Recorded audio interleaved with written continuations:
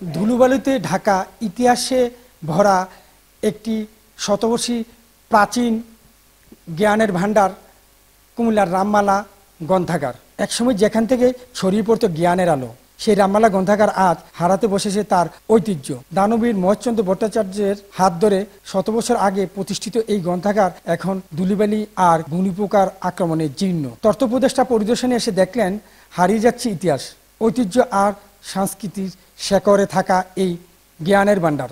ভাঙ্গা আলমারি আর পোকাজোড়া পাতার গন্ধে বাড়ি হয়ে আছে সময়ের ইতিহাস।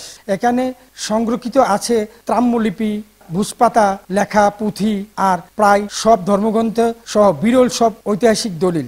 অনেক প্রাচীন পুঁথি, বেদ, উপনিষদ, ব্যাকরণ, স্মৃতি, কাব্য, অনেক প্রাচীন পুঁথি, 100-200 বছর আগের প্রাচীন পুঁথিগুলি পণ্ডিত প্রফেসর ডক্টর রাসমোহন বাবুর মাধ্যমে উনি সংগ্রহ করতেন। এবং রাসমোহন চক্রবর্তী ছিল ওনার সবচেয়ে প্রিয় মানুষ এবং এই প্রতিষ্ঠানের রূপকার।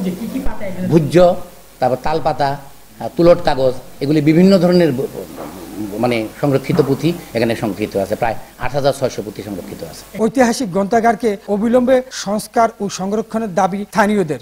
এই গ্রন্থ যদি হারিয়ে যায়, নষ্ট হয়ে যায়, তাহলে জাতি অনেক ক্ষতিগ্রস্ত হবে। কয়েক বছর আগে চীনের একটা দল এবং তারা সংরক্ষিত এই গ্রন্থাগার থেকে তারা স্ক্যান করে এবং ট্রাস্টের তৎকালীন ট্রাস্টের অনুমোদন ক্রমে অর্থনৈতিক বিনিময়ের মাধ্যমে এখান থেকে স্ক্যান করে তারা অনেক সম্পদ নিয়ে গেছে, কিন্তু যেটি বাংলাদেশ সরকারের কোনো এদিকে কোনো নজর নাই। সেই দিক থেকে ডিজিটাল আকারে সংরক্ষণের জন্য বর্তমান সরকারের পক্ষ থেকে উদ্যোগ নেওয়া হবে বলে জানিয়েছেন এই উপদেষ্টা।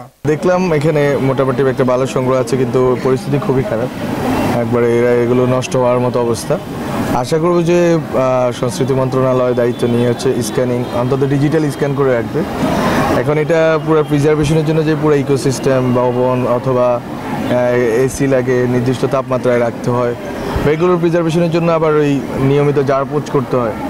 এটা পাণ্ডুলিপি এগুলো খুবই ডেলিকেট থিং, সেন্সিটিভ বলে, এটাকে ধরে ওইভাবে রাখতে হয়। তো আমি মনে করি অন্তত ডিজিটাইজেশনটা যদি হয়ে যায় তাহলে অন্তত একটা কপি আমাদের কাছে সংরক্ষিত থাকলো।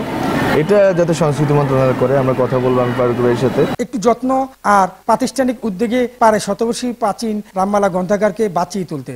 তবেই প্রজন্ম থেকে প্রজন্ম আলো ছড়াবে এই জ্ঞানের ভাণ্ডার। বাহার রায়হান, সময় সংবাদ, কুমিল্লা।